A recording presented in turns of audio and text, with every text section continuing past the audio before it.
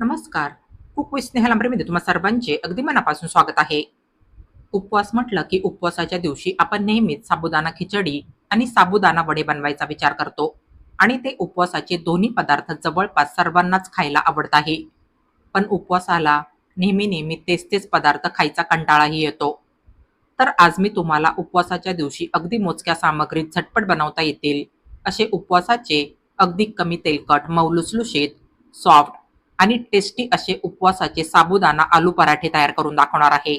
आणि सोबतच पराठ्यांसोबत खाण्यासाठी उपवासाची मस्त अशी चटपटीत चटणी देखील मी तुम्हाला तयार करून दाखवणार आहे.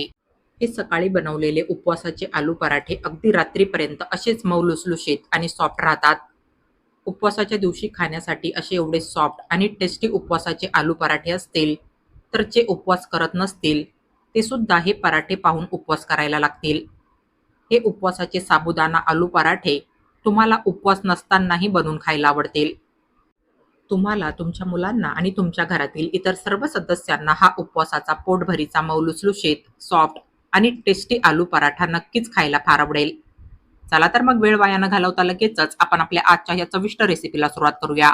परंतु त्या अगोदर तुम्ही माझा हा चॅनल सबस्क्राईब केला नसेल, तर प्लीज माझ्या या चॅनलला सबस्क्राईब करा. म्हणजे माझ्या पुढील प्रत्येक व्हिडिओच्या नोटिफिकेशन्स तुम्हाला मिळत राहतील.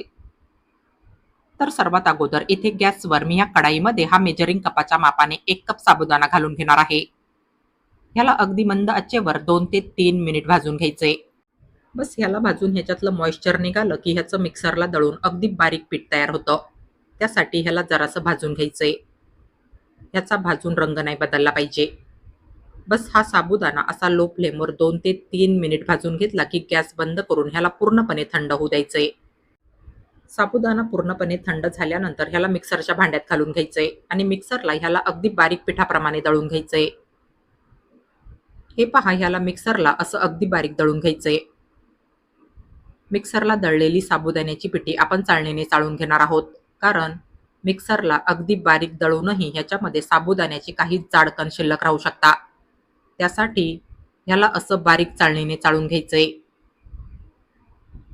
तर हे पहा, तुम्ही ते पाहू शकता चाळणीच्या वर हे काही साबुदाण्याचे जाडसर कण निघून आले.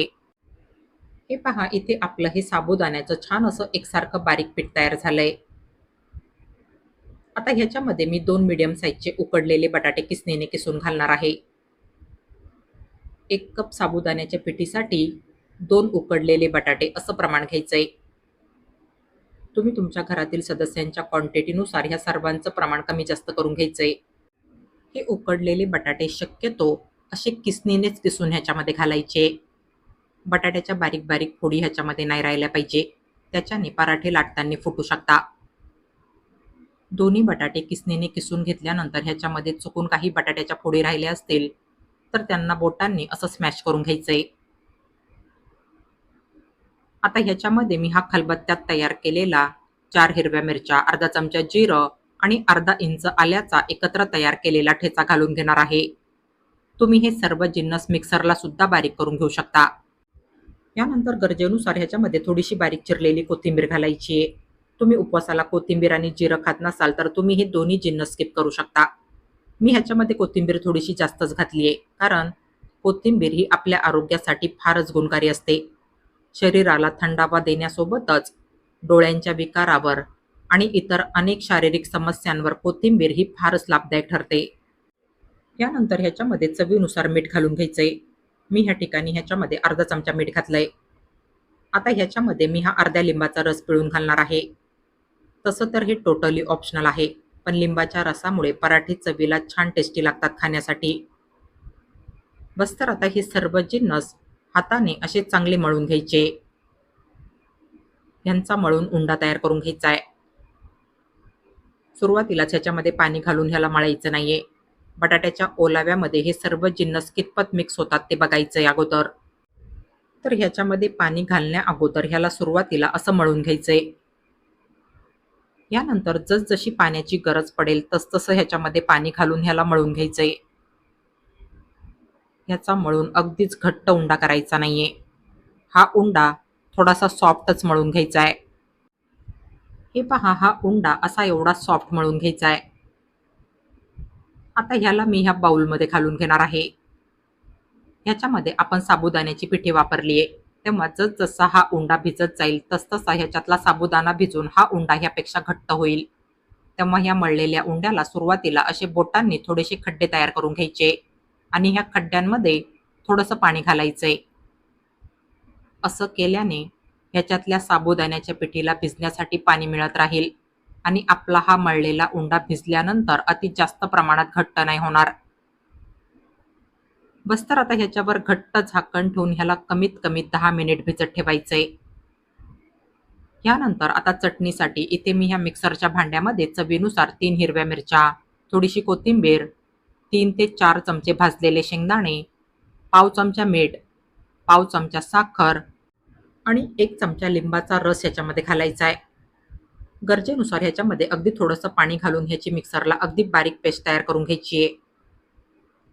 तर हे पहा, इथे आपली ही पराठ्यांसोबत खाण्यासाठी मस्त अशी चटपटीत चटणी बनवून तयार झाली आहे. फारच छान लागते ही उपवासाची चटपटीत चटणी पराठ्यांसोबत खाण्यासाठी. इथे या ठिकाणी आपला हा पराठ्यांसाठी मळलेला उंडा 10 मिनिट भिजून झालाय.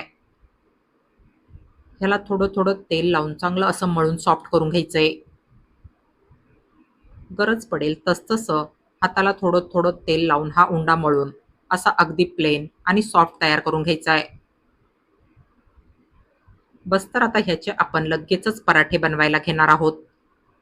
पराठ्यांची साईज तुम्हाला जशी लहान मोठी हवी असेल त्यानुसार ह्याचा असा उंडा घ्यायचा आहे आणि ह्याला हातावर चांगलं असं गोल बनवून घ्यायचंय. हे पहा, मी हा उंडा असा ह्या साईजचा तयार करून घेतलाय. ह्याला राजगिऱ्याचं किंवा मग शिंगाड्याचं सुकं पीठ लावून लाटून घ्यायचंय. मी ह्याला राजगिऱ्याचं सुकं पीठ लावून लाटून घेणार आहे. हे पराठे अगदीच पातळ लाटायचे नाहीये. अधूनमधून सुक्या पिठाची गरज पडली तर थोडं थोडं राजगिऱ्याचं सुकं पीठ लावून हे पराठे असे लाटून घ्यायचे. हे पहा, हे पराठे असे एवढेच जाड लाटून घ्यायचे.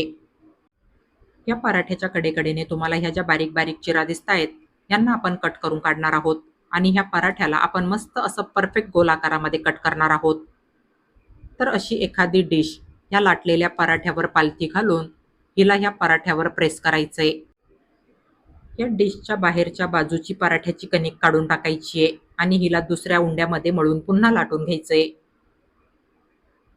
तर हे पहा, इथे आपला हा पराठा अगदी परफेक्ट असा गोल तयार झालाय.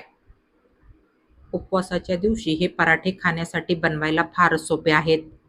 संपूर्ण कुटुंबासाठी तुम्ही हे उपवासाचे साबुदाणा आलू पराठे अगदी फटाफट तयार करू शकाल. तर आता तयार केलेला पराठा मी ह्या तव्यावर भाजायला घालणार आहे.